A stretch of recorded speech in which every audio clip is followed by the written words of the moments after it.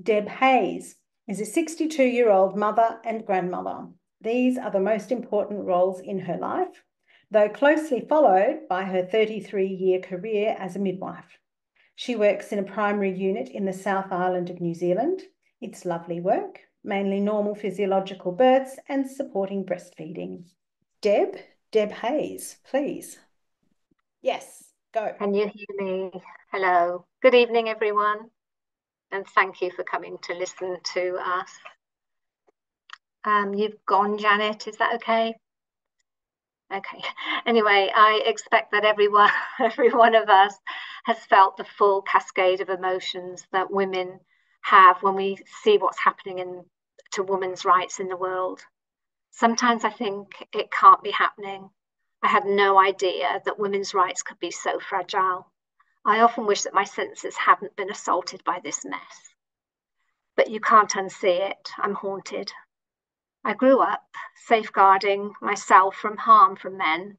I don't remember anyone telling me to cross the road to avoid men, to keep out in the open, to not wear provocative clothing. It's the way of the world that men are the biggest threat to us. And the world is dismantling our safeguards at rapid speed. So I am here to talk about the New Zealand Midwifery Council's plans to cancel all reference to women, babies, wahine, breastfeeding, motherhood in its scope of practice, and replace it by the word whānau, which is a beautiful word, but it is all-encompassing of a Maori word for family and often extended family. So I'll just take you through what I've been experiencing in the last few years before the scope came to my notice, really, and just at work as a midwife in this small unit in the South Island. So I've noticed a shift in language in documents, posters, IT forms, and from various departments, in fact, nearly all departments that we interface with.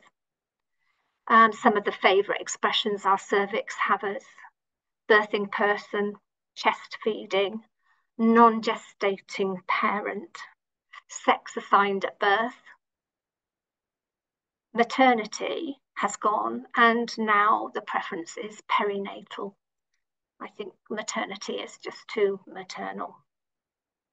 We have an organisation, the government-funded ACC here in New Zealand. It's the Accident Compensation Corporation. And so they cover accidents for rehabilitation. It's government funded. So I guess it saves a lot of legal hassling for people to get compensation. Now, the ACC in recent months have started to include birthing injuries for women, which is fabulous and a long time coming. But the language is hopeless. So they've already adopted the word whānau that encompasses women. So now the whānau has a perineum with a 3rd degree tear. So currently, when I see things like that, I'm tackling them. And I wrote back to ACC, who told me that it was inclusive language. I don't really have an answer. And I feel that if the Midwifery Council gets its way, then if I tackle ACC, then I can be reported and they'll be holding a stick to me. So that's where I sit with that. I'll just tell you a little bit about what the Midwifery Council is responsible for. So they are the responsible authority under the HPCAA, the Health Practitioners Competency and Assurance Act. So they regulate midwives.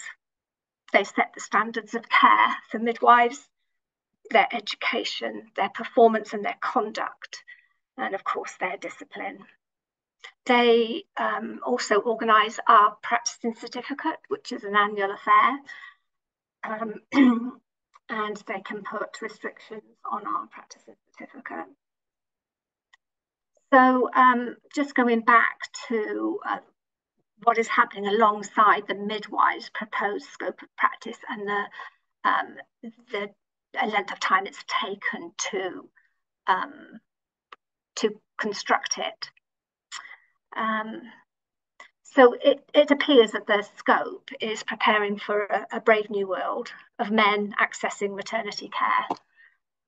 I've taken a long time to realise that this is what it's about. I think this is what it's about. The words for woman and baby and mother and breastfeeding are all gone, and our clientele will now be whānau or family. So just looking at statistics,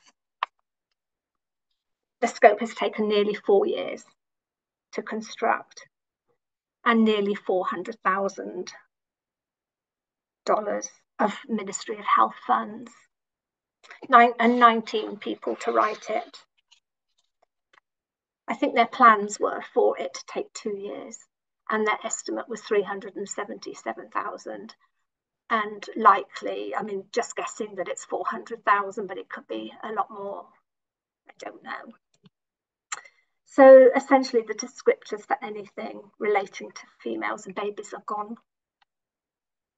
In 2019, when the council applied to the Ministry of Health for funding to reconstruct the scope of practice, its letter stated its intentions of a continuity of care model with women in the context of the whānau at the centre. So that looks like a code. It's very hard to decipher, but I guess when you know what you know now, it appears that what they meant was women are going, and whether the Ministry of Health knows the code or not, I actually don't know. So having whānau as our clientele now means we are mandated to help men who think they are women to chest feed. Also, when women are no longer at the centre of care, there's a scope for bad players to enter. In situations where there's family violence, the partner or other members of the whānau can potentially take precedence over the woman and make decisions for the mother and baby. I just want to talk about statistics because we do need to mention that the women involved that feel like they are men, who seem to be the ones that are very offended by seeing the words women, babies, and anything maternal, appears to be very, very harsh on their senses. So it's estimated that in New Zealand, currently there are about 6 of those women that think they're men that are going to use our services per year, and we have 60,000 births a year, so we'll probably never meet one. But regardless of that, our language is going. It is feasible, though, that this isn't about those women that think they're men. Given that puberty blockers are now prescribed at 10 times the rate of UK here in New Zealand, and mostly prescribed to girls and young women because of their dysphoria and probably a social contagion, then the Midwifery Council are setting us up for increasing numbers of these dysphoric women who think they're men. Going back to the Midwifery Council, there were 2 rounds of stakeholder feedback from the Midwifery Council. The last one was last year, and the respondents, 90.8% disagreed with the council. Only 3.7% agreed. It didn't seem to matter to the Midwifery Council. In late November, the Midwifery Council announced quite quietly that they had unanimously agreed to the new scope, and I then just lost hope. But shortly after this, I happened upon the Substack of Sarah Henderson called Mandated Humility for Midwives. And I got a spark of hope because she wrote something that the Midwifery Council had not been open about, that the scope had to be rubber stamped by Parliament. So we contacted each other and we began to share information and figure out how we might make enough noise about this, that we could cause an embarrassment to the Midwifery Council and an unpopular public decision if the Ministry of Health rubber stamps it. So publicity gathered, and then around the 13th of December, the new scope had been removed from the Midwifery Council's website. There's been no correspondence from the Midwifery Council to the midwives why this happened. Also, the Midwifery Council had actually said in their gazette to midwives that they were going to contact us before Christmas to tell us that the scope would be going ahead, and this never happened.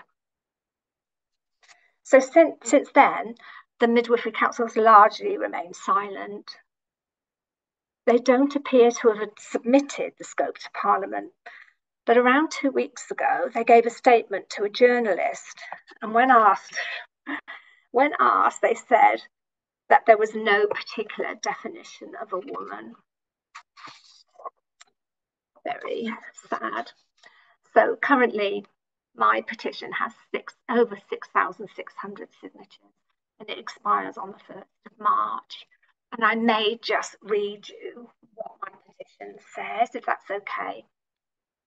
So the petition request is that the House of Representatives inquire into the Midwifery Council's decision to use whānau and not the words woman or baby in the scope of practice of a midwife, and whether the Midwifery Council is discharging its regulatory authority duties appropriately under the HPCAA 2003.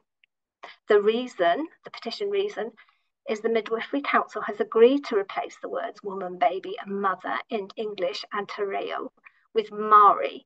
Only 3.7% of respondents who submitted feedback in March 2023 agreed with the new scope. 90.8% were negative responses. I believe that the scope is not fit for purpose written this way. The sex-based language is essential for midwifery, and that women's sex-based rights are protected by New Zealand law and the United Nations Convention of the Elimination of Discrimination Against Women. Thank you for listening. Thank you. That was heart-wrenching, but beautifully done. Thank you so much.